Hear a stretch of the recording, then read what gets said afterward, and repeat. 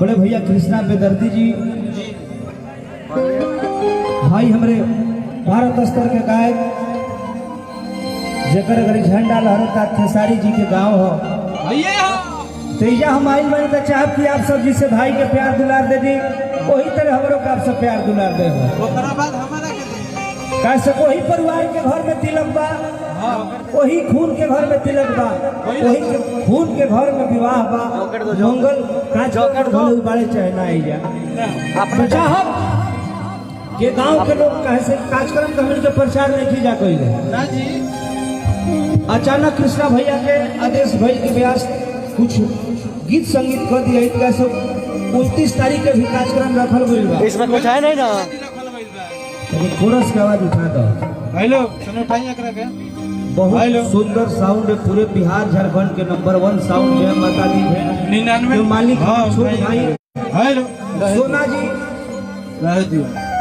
चाहब के तनोज के बाबू हम तो गावे नहीं खेल विचार दिल के करीब हमनी के टीम में 2-4 लोग दोस्त बानी जा सोना जी अभय बाबा पंकज हमारे पंकज भैया कृष्णा भैया अनिल राय जी हमारे अशोक मिश्रा जी कलश के मालिक सभी लोग हमनी के एगो टीम वर्क बा नवरत्न बाबा कि आज केहू घरे कोनो फंक्शन लगे तो काहे ना 1 करोड़ रुपया खर्चा होकर बस जे जहन से बात ऐसा लागी होइले कि आज अपन घरे कार्यक्रम बा तिलक में जो भी व्यवस्था में हमारे भाई प्रेम कवि के ऐसा बा कि जे जहाँ से बताए से चल देले बा होइले बा ए मंच पर तमाम भोला भैया हृदय भैया अनिल राय हृदय भैया के पूरे टीम के स्वागत अभिनंदन रहे पंकज जी हमारे मुरली भैया पवन बाबा सभी लोग के पौलगी सुनील सुपर फास्ट जी सूरज व्यास जी सभी लोग के पौलगी बाजी 10 महीना के बाद माइक धरे के मौका मिला गंगन पिताजी माइक धरे के मौका नहीं मिला ये लॉकडाउन में पहला बार माइक धरते नहीं हेलो हेलो पाहु हो लॉकडाउन का लॉकडाउन खत्म चलिए आज ये घर के कार्यक्रम पर दीपक भाई हमारे जोरदार 14 वर्ष पहले दुगोला हमने बहुत गौनी जा छोड़नी जा ना जी कुछ मौका हमने के मिल गया आप सबके प्यार आशीर्वाद से और तिलक के कार्यक्रम पर हमारे छोट भाई के तो भगवान से ही विनती रही कि भगवान हमेशा दोनों परिवार के खुश मंगल राखस हमारी जस सरकार में बोलौलो इजा चले बस कृष्णा जी के प्रेम ऐसा बा चलिए कुछ शब्द में सिवाय कंपनी के मालिक अभय पांडे जी कलश के मालिक अशोक मिश्रा जी के प्यार आशीर्वाद बा 2 शब्द में को माई के भजन हम हो गाली गावला ढेर दिन हो गए बा हो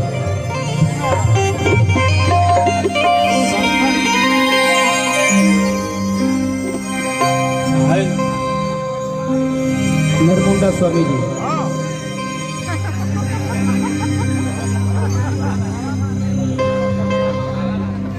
बहुत गावला दिन हो गए वतन डर लागत है यार कैसे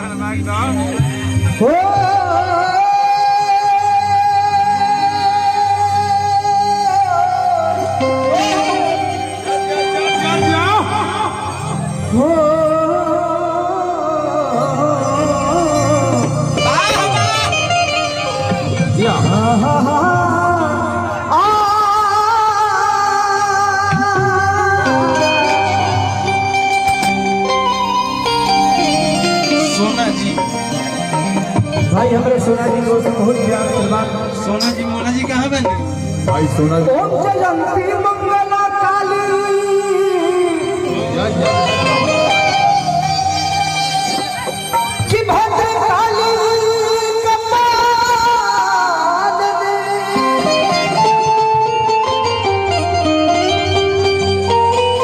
कि दुर्गे क्षमा शिवा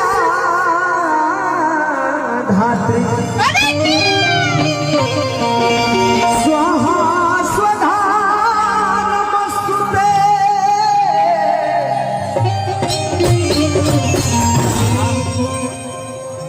चाप के होकर टनक में आवाज रख बाबू आवाज गलत नहीं की हेलो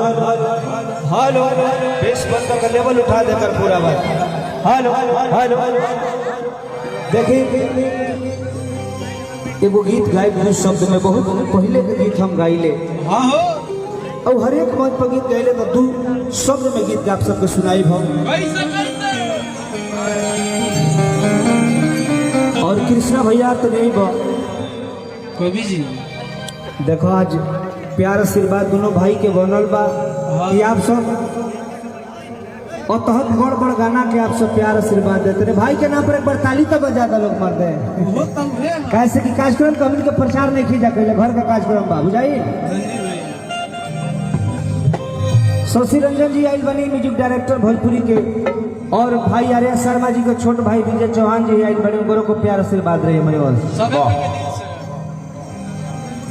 मुनमुन बाबा जो भी बा सभी लोग कलाकार सब लोग मंच पे आई। कैसे कि घर का कार्यक्रम बा केहू को त्रुटि गलती हो जाए तो सब कोई दुख मत केहू समझे। प्रदुमन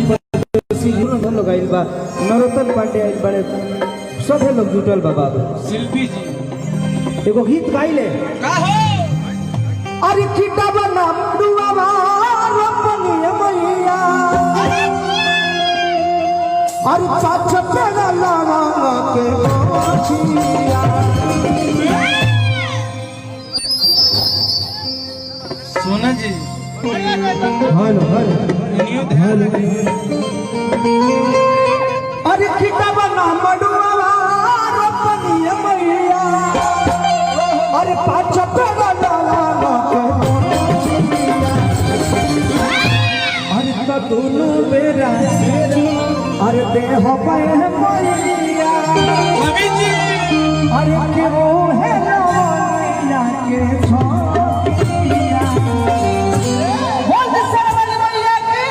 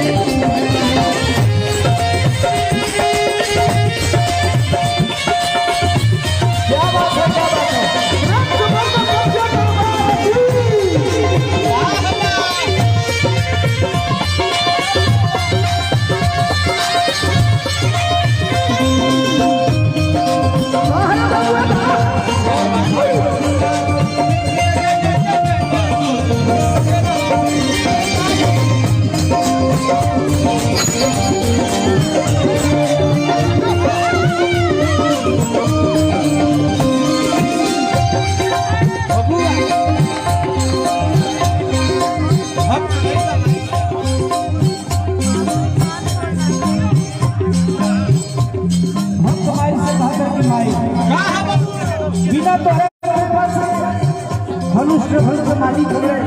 बाबा के अभिनंदन स्वागत रहे भी लोग बबुआ असर भाई बाबा जी जी सबके अभिनंदन हमारा